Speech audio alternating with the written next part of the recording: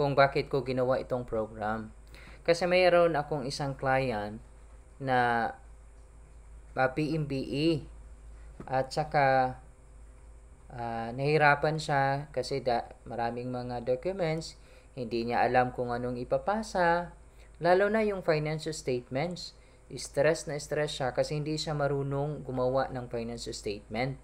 At nahirapan din siya kung ano yung ilalagay niya sa aklat, yung sa cash disbursement, sa cash receipt journal, and then kung paano mag-file ng 1701Q, lalo na first time siya na BMBE. Hindi niya alam kung ano yung lalagay doon. Nung nagkausap kami, sinabihan ko siya at doon nalinawagan siya, and then nakita niya na yung madali lang pala gumawa ng financial statements. Kaya dahil doon, na gusto kong tulungan yung BMBE at saka nagbabalak na mag-BMBE, yun, ginawa ko itong program. Ito, gamit yung Google Sheet na tinatawag na Tax Guru Bookkeeping Automation. Makikita dito sa baba yung General Journal, Cash Disbursement Journal, Cash Receipt Journal, Trial Balance, 1701Q. Ito yung guide nyo dito. Financial Statement 2024, Financial Statement 2025, at saka yung Inventory Listing sa 2025.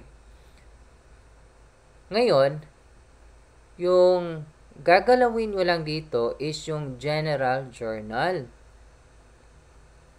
At lahat ng nilagay nyo dito, naka-program na ito, nagagawa na siya ng Cash Disbursement Journal, Cash Receipt, Trial Balance, at saka yung 2 taong financial statement. Possible ba yan?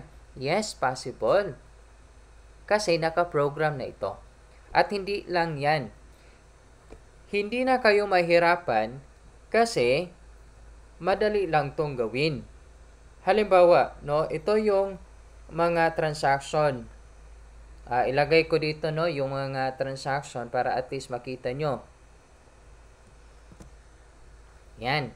So, nilagay ko na yan yung mga transactions. Mapapansin natin yung mga transactions, madali lang kasi may guide ka na dito. Nakalagay na yan. Then, online seller din siya. Ngayon, dito lang tayo nag-input. Dito lang tayo naglagay sa General Journal. Wala na tayong ibang ginalaw. Ngayon, pagpuntahan natin si Cash Disbursement Journal, ibig sabihin, lahat ng linabas na pera sa atin, ipapasok natin dito. Yan. Mapapansin nyo, no? Ito na yung guide nyo sa Cash Disbursement Journal. Andyan yung dates, particulars, then andyan din yung mga specific na mga account titles.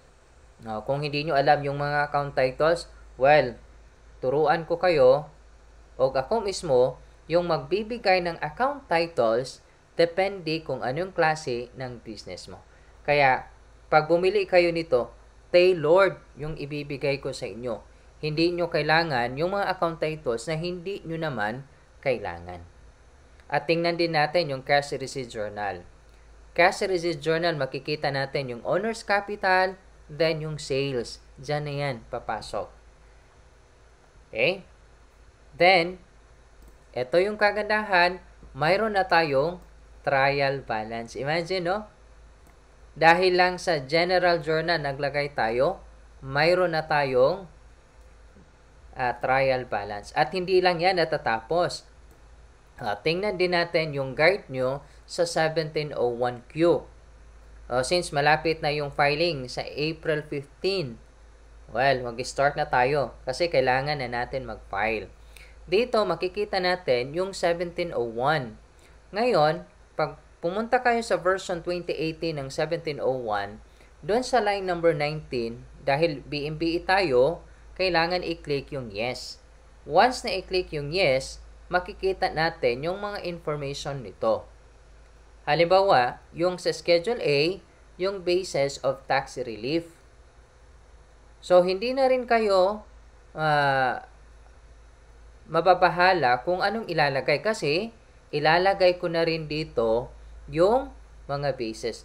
Ang kailangan lang yung BMBE certificate ninyo. At ako na ang bahala mag-input, maglagay dan. So, once na mag-file kayo ng 1701, yung gagawin nyo na lang, sundan ito sa 2024. Ilagay nyo na lang yan sa 2024. Ito yung sales, then ito yung mga information. Lahat na yon. At baka mabahala ka, hindi ba? Zero filing, hindi. Kahit zero filing tayo, hindi ibig sabihin na hindi natin i-declare lahat ng mga information. I-declare natin. Baka mabahala ka na mayroong tax, wala. Kasi automatic yon pag nilagay natin na yes, exempt tayo, automatic yung tax due natin is zero. Bakit kailangan natin? Kailangan natin ilagay ito kasi yun yung nakalagay sa financial statements natin. Dapat yung sa 1701 mag-match doon sa financial statements mo. Paano ka gagawa ng financial statements? Mahirap. Wala naman akong background sa accounting. Pwede ba yun? Pwede. Kasi kanina, nakagawa na tayo ng entries. Ngayon, dahil sa paglagay lang ng entries, automatic makakagawa ka na ng financial statements. O diba? Sa simpleng paglagay lang sa general journal, at pag mabilis ka, mag-type dito, within 10 minutes, makagawa ka na ng financial statement. Mahirap pa? Hindi. Stressful ba? Hindi. Mas napadali dito yung BMPE mo.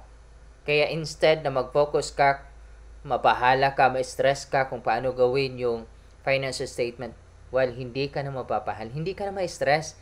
Kasi automatic na yan, ma-generate na yan, naka-program na, at gagawa na yan.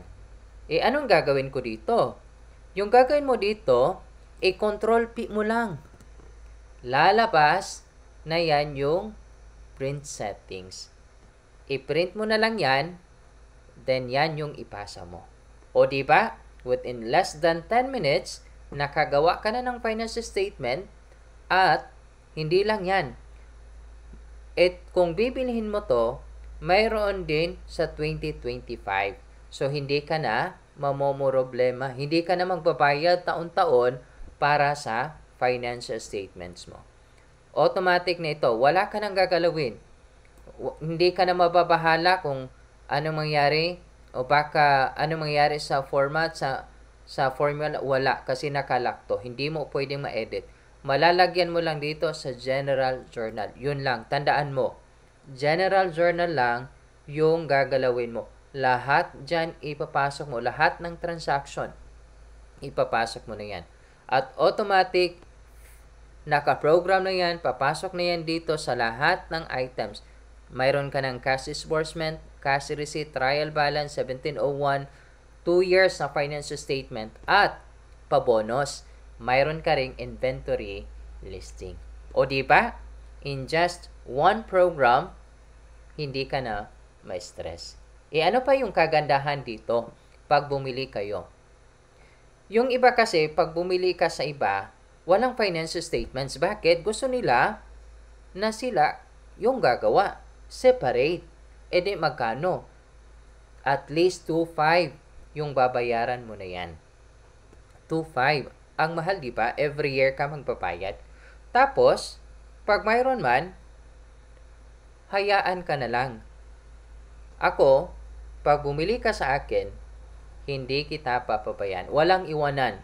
Mayroon kang 1 year support para tulungan kita kung ano yung account title na ilalagay mo. Kung hindi mo sure, pwede mong itanong sa akin.